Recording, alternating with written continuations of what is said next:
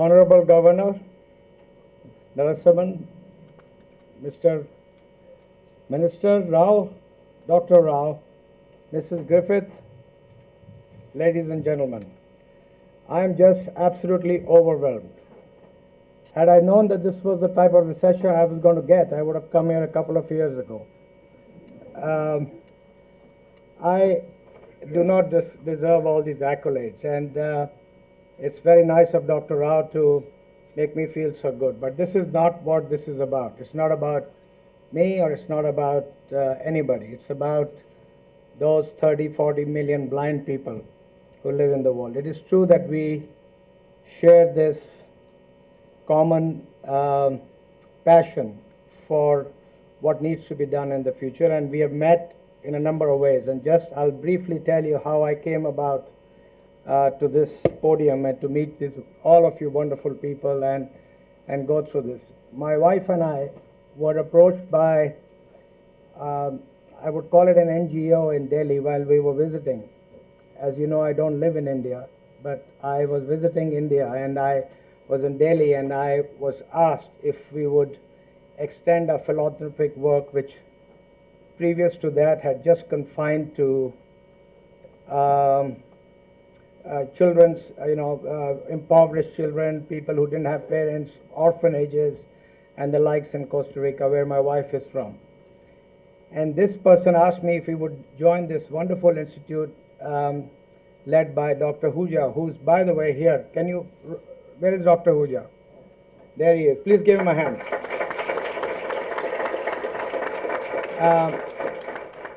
Thank you. He and his father inspired me, and my wife and I started this about 7, 8 years ago, 6 years in full flow, where I have given them open-ended commitment where we would put in as many cornea as they were able to get.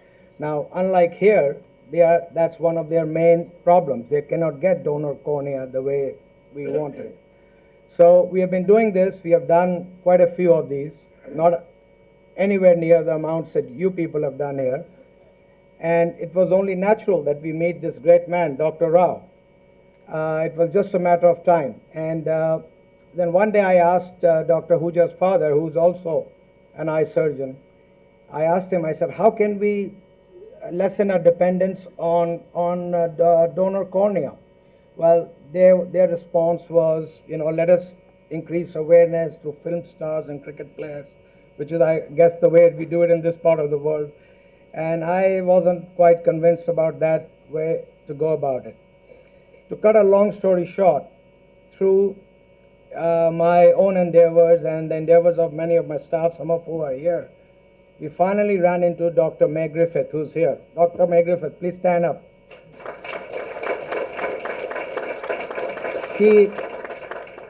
She, as some of you might know, is a preeminent scientist who has attempted, I would say against some odds, which we won't go into at this moment, tried to come up with what we call artificial cornea. And she has done a lot of good work on it. I have visited her lab in Sweden, and we were extremely inspired by that. And through Dr. Griffith, I met Dr. Rao a year ago, and it changed my life. He came to see me in Delhi first, and then subsequently we have met in London and other places. And I spoke to him. First time I spoke to him, my wife asked me, what do you think about him? And this is what I want to share with his wife, and we are going to have a conversation later. Preeti, I told her, I said, if this man was in business, and this is before I saw all this, I said, if this man was in business, he would be a billionaire.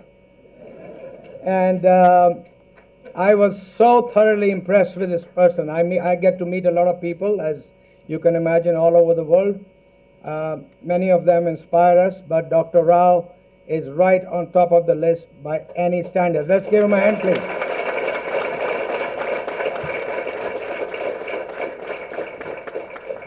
So this marriage was natural. And as the Honorable Minister just said, when you remove that, the doula, comes out when we open this up. Mr. Minister, let me tell you, the honeymoon is already over. Now it's time to do the work. And that's what we are trying to do here. We have been courting each other for a long time. We are going to open a lab for Dr. Griffith and her wonderful staff, all of whom I know well, to go ahead with the artificial cornea as we pursue our cause over here. And what was amazing is, I've learned a lot from Dr. Rao, as have we all. But one of the things he told me was, and that was eye-opener, you'll forgive the pun, he said that of all the many causes that we are attending to, we meaning the so-called philanthropists, of which Dr. Rao should consider himself as one of the premier philanthropists. Philanthropy is not only about money, it's about doing the hard work. Money is easy to give. It's the work that counts. With all of you, I have never been more impressed with a set of people as I have today. It's a hard work, it's a dedication, especially to a cause like this.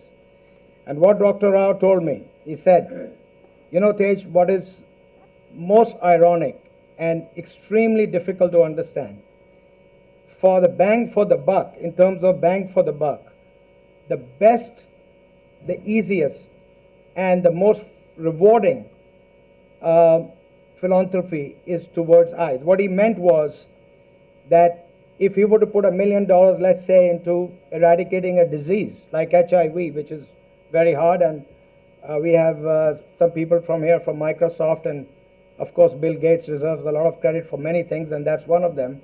He said that if you were to put the same amount of money in curing blindness, it would give us the maximum ROI. You know, in the end, I'm a businessman, so he tried to talk to me, which is why I think he could have been a billionaire. He was talking my language to me and doing better than I could. So he said you could get a better ROI. So that opened up my eyes. Again, pun no intended.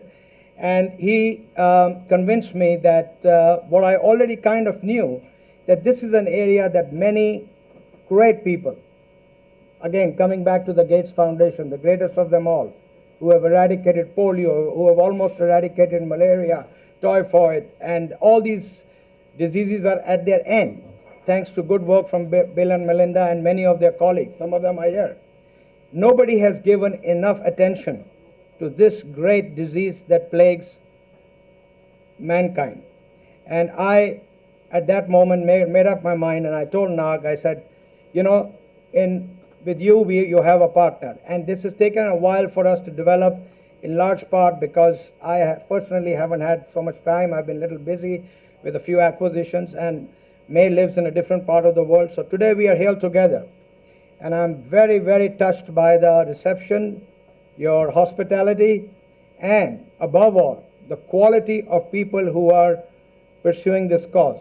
I am more convinced than ever that this is something we will do. So one of the things I want you to know, what I did with, what in our conversations with Dr. Rao and May Griffith, is that I told them, I said, listen guys, there are a lot of people who are doing this, what I call bottom up.